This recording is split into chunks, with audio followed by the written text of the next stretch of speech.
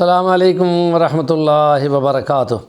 بسم اللہ الرحمن الرحیم۔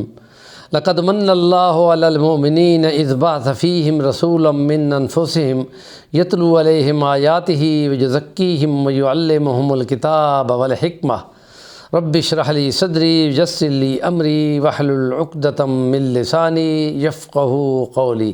حضرت ابراہیم علیہ السلام نے کعبے کو جب تعمیر کیا تو وہاں ایک دعا کی تھی کہ اے خدا، ان میں ایک نبی مبعوث کر جو تیری آیات کو ان کو سنائے، اس کی تعلیم اور کتاب دے، حکمت و دانائی سکھائے اور ان کے نفوس کا تزکیہ کرے۔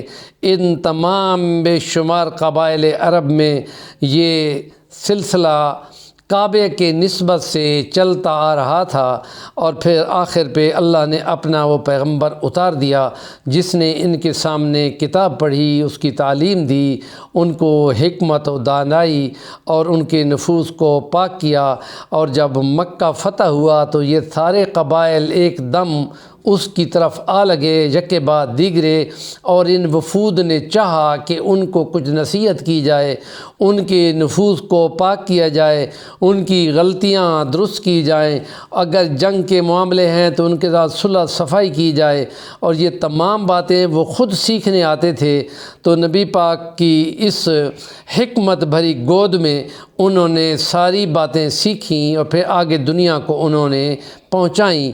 تو اس لیے یہ خاص طور پہ یہ وفود کا 140 وفد کا سلسلہ یکے بعد دیگرے 2 سالوں میں چلتا رہا، 9 سے لے کے 10 تک، آخر تک یہ لوگ آتے رہے، نبی پاک صلی اللہ علیہ وسلم سے فیض یاب ہوتے رہے۔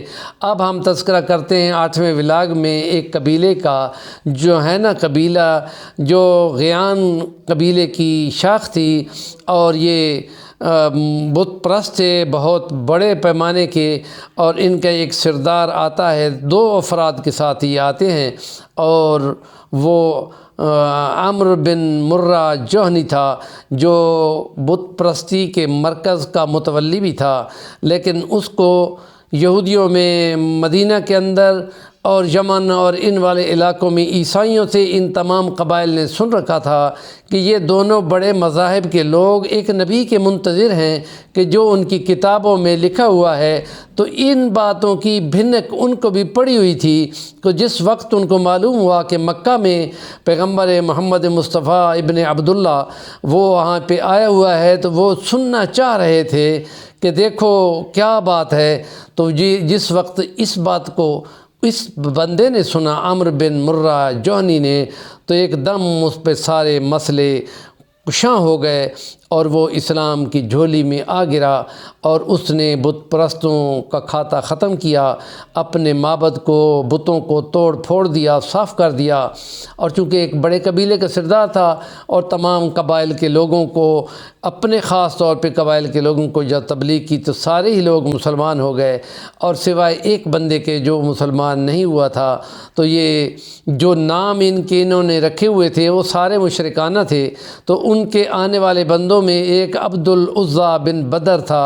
نبی پاک صلی اللہ علیہ وسلم کے پاس پہنچا تو جب یہ بولا تو آپ نے فرمایا تمہارا یہ مشرکانہ نام ہے، اس کا توحید والا نام ہے عبداللہ بن بدر، آپ کا نام کرتے ہیں، اور یہ غیان قبیلہ ہے، بغاوت والا قبیلہ ہے۔ اس قبیلے کو ہم اب رشدان قبیلے کا نام دیتے ہیں، اور جس وادی میں یہ رہا کرتے تھے اس وادی کا نام تھا غولی۔ غولی کا مطلب ہے گمراہی کی وادی۔ حضور نے فرمایا رشد کی وادی ہے، یہ جہالت اور گمراہی کی وادی نہیں ہے۔ تو یہ گویا کہ حکمت ان کو انہوں نے سیکھی، تو یہ کفر اور شرک کے جملے اور باتیں اور نام وہ حضور پاک نے بدل کر ان کے ٹھیک کر دیے۔ زیادہ تر قبیلے کے لوگ یہ مدینہ میں آ کر خوش ہوئے، اور وہاں رہنا انہوں نے پسند کیا۔ تو ان کے قبیلے کے لوگوں کو نبی پاک صلی اللہ علیہ وسلم نے مسجد بنانے کے لیے جگہ دی، اور انہوں نے اپنے مراکز، اپنے قبیلے کے جہاں رہتے تھے وہاں مسجدیں بنانے کا موقع دیا، اور یہ نبی پاک صلی اللہ علیہ وسلم کے فیض نورانی سے فیض یاب ہوتے رہے، اور آگے اپنے قبائل میں بھی دین کو پہنچانے کا کام کرتے رہے۔ ہمارے چینل کا نام ہے صفی الوانی، ضرور سبسکرائب کریں۔